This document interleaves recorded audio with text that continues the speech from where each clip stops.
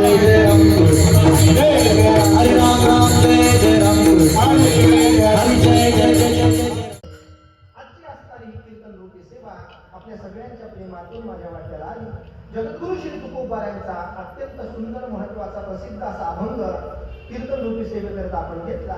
जगद्गुरु तुकोबाराय हे नाव आपण उच्चारल्यानंतर आपल्या समोर काय येतं असा जर प्रश्न मी तुम्हाला विचारला तर प्रत्येकाचे उत्तर निरनिराळे केलं. कोणी म्हणेल वारकरी संप्रदायाचा असणारे एक व्यक्तिमत्व, कोणी म्हणेल वारकरी संप्रदायाचा प्रचार प्रसार करणारे तुकोबाराय, जगद्गुरु तुकोबाराय. प्रत्येकाला वेगवेगळी ओळख तुकोबारायांची आहे. पण जे तुकोबारायांचे अनन्य असे साधक आहेत, पाईक आहेत, त्यांना मात्र तुका विष्णू नाही तुझा ही ओळख समोर आली पाहिजे. जगद्गुरु तुकोबाराय हे कोणी सामान्य नाही. महाराज तुकोबाराय म्हणजे प्रत्यक्ष परब्रह्म परमात्मा आणि परब्रह्म परमात्मा तुकोबारायांच्या रूपात अवतार आला. आणि त्याच तुकोबारायांनी पंचम वेद आपण ज्याला म्हणतो असा गाथा लिहिला. त्या गाथ्याचं वर्णन करत असताना मला तर अनेक वेळेला गाथ्यानं आश्चर्यचकित करून टाकलं. काय तुकोबारायांचे निरीक्षण असतील. आपणही त्याच समाजामध्ये राहतो जिथे तुकोबाराय राहिले. आपणही तेच पाहतोय जे तुकोबारायांनी पाहिलं. आपणही तेच अनुभवतोय जे कदाचित तुकोबारायांनी अनुभवलं असेल. पण आपण पाहताना आपल्याला दिसताना तुकोबारायांना जे दिसलं ते मात्र आपल्याला दिसलं. आणि तुकोबारायांचं सूक्ष्म निरीक्षण काय सांगावं. गाथा वाचल्यानंतर तुकोबारायांची उंची आपल्याला कळते. वारकरी संप्रदायाचे दोन प्रमुख ग्रंथ ज्ञानेश्वरी आणि गाथा ज्यांनी जीवनामध्ये अंगीकार केला त्याचं कल्याणच झालं.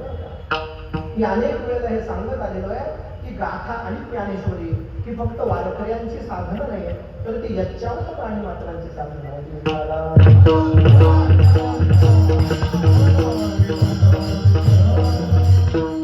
माऊली ज्ञानोबारायांची ज्ञानेश्वरी वाचताना आपल्याला काय सापडेल सांगता येत नाही. गाथा वाचताना आपल्याला काय अनुभव येईल सांगता येत नाही.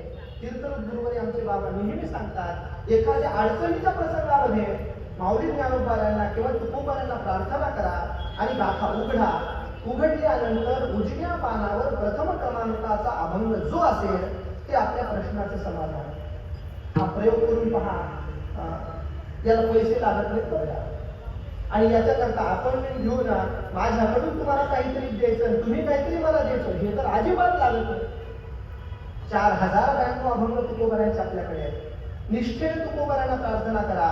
संकटातून सापडण्याचा मार्ग आपल्याला सापडेल. असं हे अतुलनीय स्वरूपाचं असणारं वाङ्मय तुकोबारायांनी निर्माण केलं. तुकोबारायांच्या गाथ्याची चिंतन किंवा ओळख करताना काही ठिकाणी तुकोबारायांची गाथा ओळीची गाथा म्हणून प्रसिद्ध आहे. देवकर संप्रदायामध्ये देवकर परंपरेमध्ये ओळीची गाथा तुकोबारायांची प्रसिद्ध आहे की ज्या गाथेमध्ये आरंभालाच बाळपेढ आली. आणि आता आपण जे प्रमाण मांडतो किंवा आपण ज्याची उपासना करतो ही कराडकरांनी छापलेली देवडीकरांची प्रत म्हणजे शिरवळकरांची प्रत जी ग्रंथ प्रमाण मांडतो ती 4092 अभंगांची प्रत. कोणताही गाथा घ्या तुकोबारायांच्या गाथेमध्ये अनेक प्रकरण आहेत. तसं हे मागणीपर नावाचं स्वतंत्र प्रकरण तुकोबारायांचं आहे. जगद्गुरु तुकोबाराय भगवंताकडे मागतायत.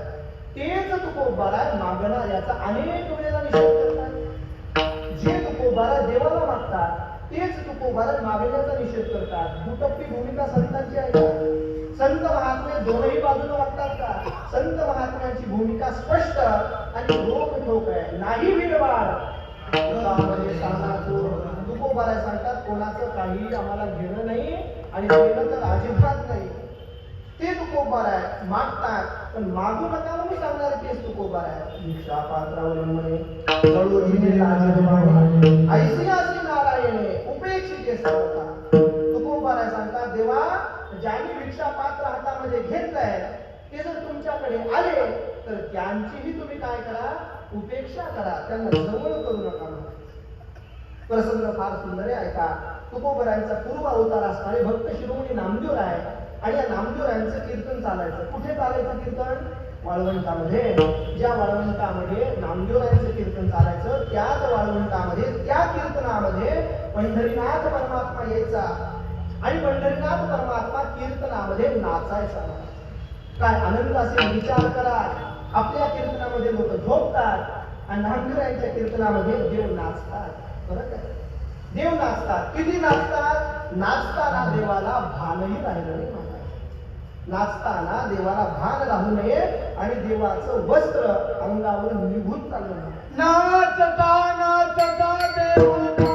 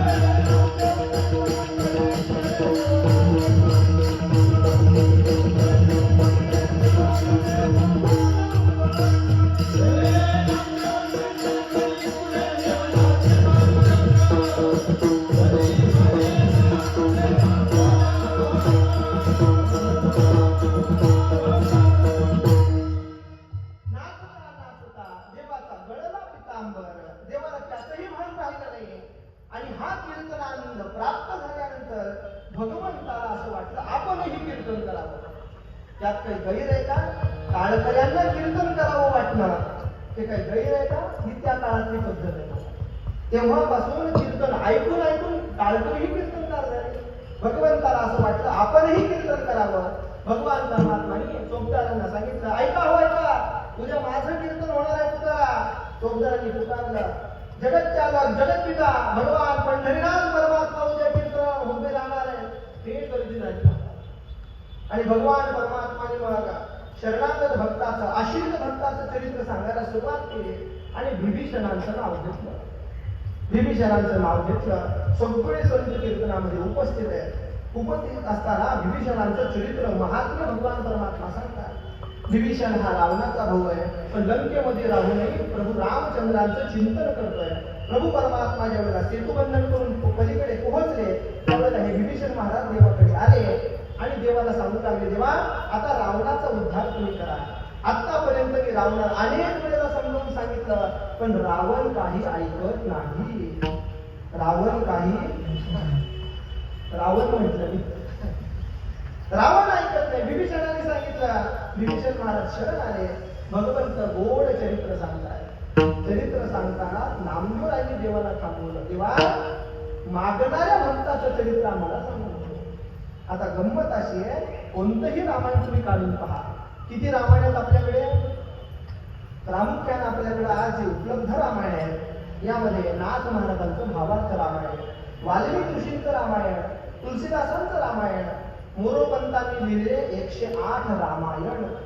याच्या पलीकडे हे अध्यात्म रामायण, हनुमान नाटक असे 8 रामायण आपल्याकडे प्रसिद्ध आहेत. पण तुमच्याकडे जे उपलब्ध असेल ते रामायण उघडा आणि विभीषणाने लंका मागितली असं वचन कुठेतरी मला दाखवा.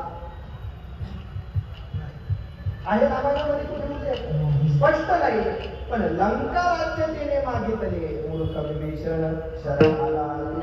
आपल्या संत महात्म्यांनी मात्र सांगितलं, ज्या अर्थी सांगितलं त्या अर्थी कुठल्या तरी रामायणात कथा असावीच लागेल. कारण काय असतं, वेद शास्त्र इतिहास पुराण आणि मग संत बांधव आहे. त्या सगळ्याचा विचार करताना कुठेतरी प्रमाण सापडलं पाहिजे ना. ज्या अर्थी रामायणात नाही पण आपल्या संतांनी सांगून ठेवलं. हा विभीषण शरण आला आणि लंकेचं राज्य त्यांनी मागितलं. नामदेवराय म्हणतात, देवा मागणाऱ्याचं चरित्र आम्हाला सांगू नका. नामदेवरायांनी तिचं अडवलं. देवाने विचारलं, का सांगू नका? नामदेवराय म्हणतात, देवा जो मागतो तो आम्हाला चालत नाही. विठाला